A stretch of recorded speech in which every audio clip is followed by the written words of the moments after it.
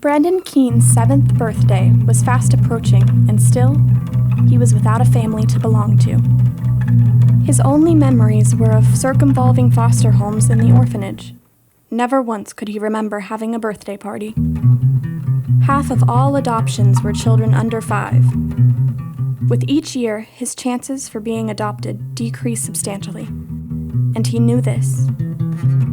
Last week, he'd overheard some of the adults whispering some strange happenings up on Mount Ollie. They seemed scared, but that only made Brandon more curious. So, on this night, he crept from the orphanage as quietly and as quickly as he was able, glancing back only once, hoping it would be the last time he'd look upon the place he could never bring himself to call home.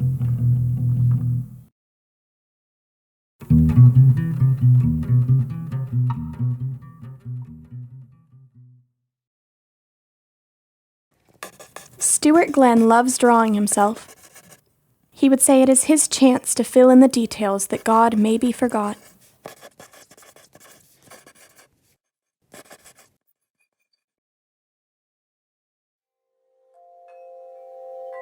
She hated the way her hair turned white during the winter. Her hair changing yellow in spring and green in the summer was just embarrassing. In the fall, her hair burned as brightly as the most rebellious leaves, and for a season, she felt pretty.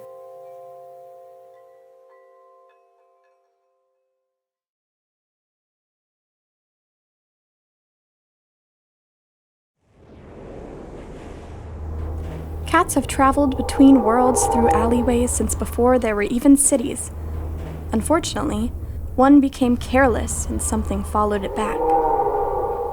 As the cities burned, the cats casually made their exit. After all, there were other worlds for them to rule.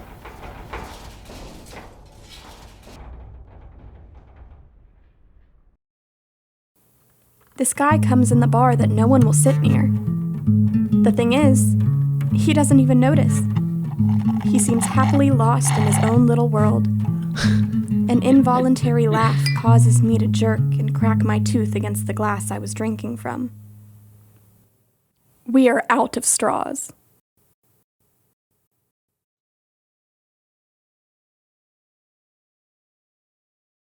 She held on to it as long as she could.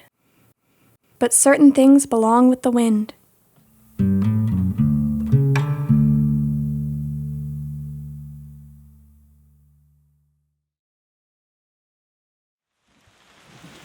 Model L44 always longed to feel the rain, which, of course, would destroy its circuits. That didn't stop it, though. Now everyone else just sees the rusted, broken machine as a reminder of bad programming. Am I the only one that seems to think a robot can smile?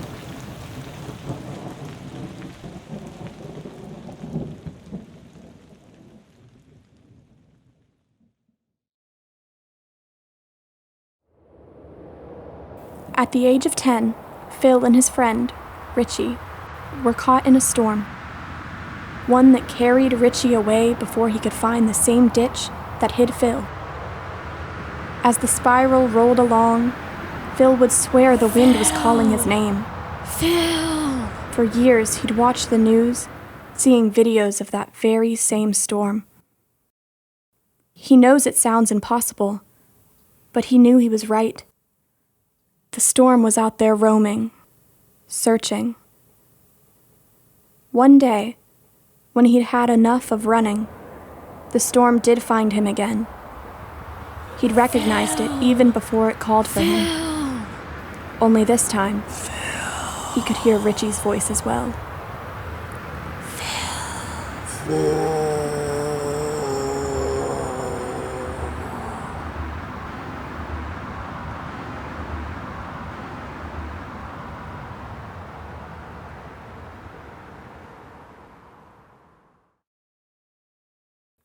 The man in the moon appeared sad to everyone but little Judith. Though tonight, the world would see what Judith had always known. He is hungry.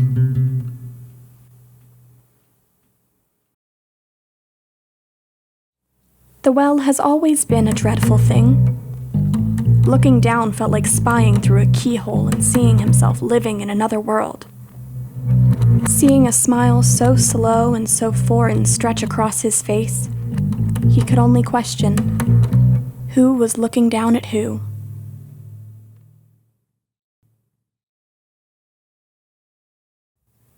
Caged in bone and wrapped in skin were the children that everyone used to be. He fleetingly thought of telling everyone that they were still there. But then he'd have to explain the endless expression of disappointment the children wear.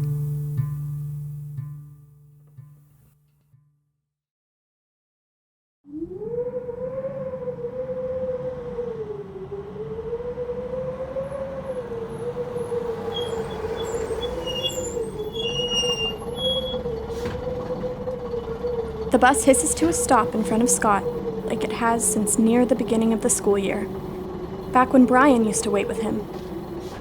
The door twitches open, inviting him to board, but the boy won't. The bus wasn't from Scott's school, and these weren't his classmates. From his view on the sidewalk, Scott could see the young passengers' long and solemn faces. Faces largely unfamiliar to Scott. What school these kids attended, he did not know. The only other school within the small community besides Kenna Elementary had burned down a generation ago.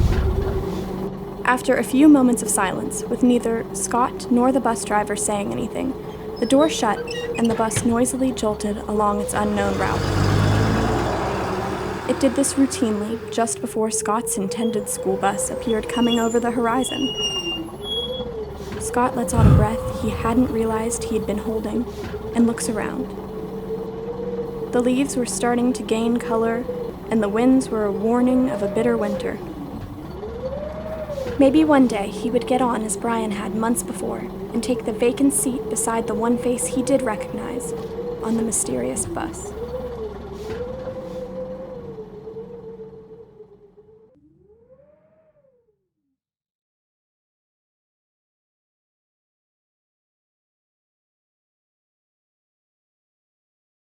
There is an old streetlight in Mount Pleasant, West Virginia, that I fastidiously maintain.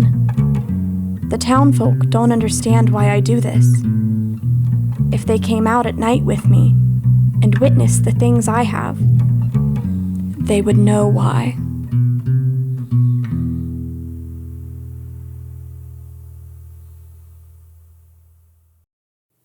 He's just been told that he is well enough to go back out into the real world.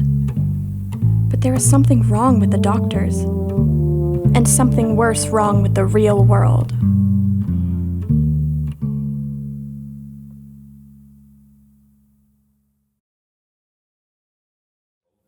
The dog walker comes for me every day, and my owner doesn't realize that there is something wrong about his scent.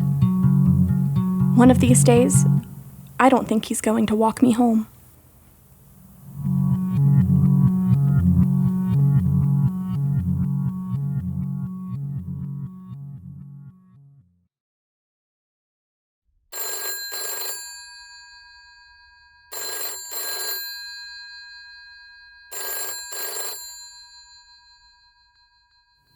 I thought my mom had destroyed it after all the trouble I blamed on it as a child.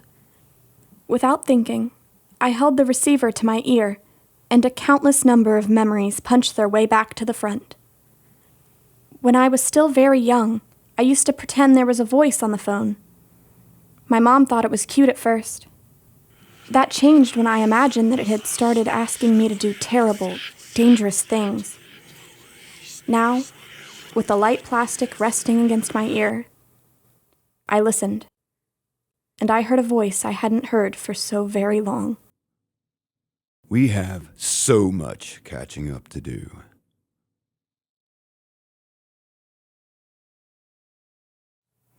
I buried my love in a haunted cemetery, and I wept. I wept harder than all the wailing phantoms and weeping statues trapped within its twisted gates. The spirits took pity on me and became silent, so I could cry alone.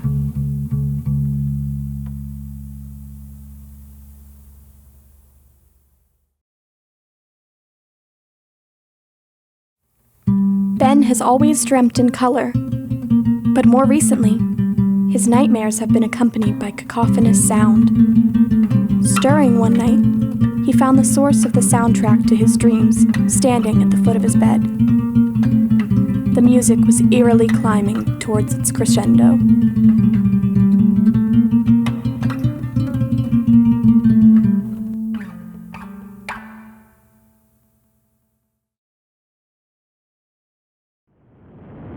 Everything in this universe was a wondrous, constantly moving thing, and he couldn't wait to tell Holm all about it. The problem being, his home was no longer where he remembered it.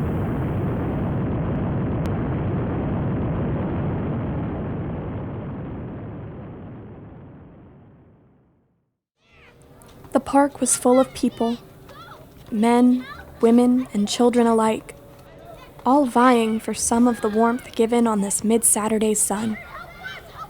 The blind man was there, standing alone as usual, and still holding his yellow balloons. So long he had been a fixture at the park, people largely ignored him, only stopping briefly to throw change in the bucket near his feet. Tim hadn't really wanted to come to the park today, but his friend, Dan, insisted.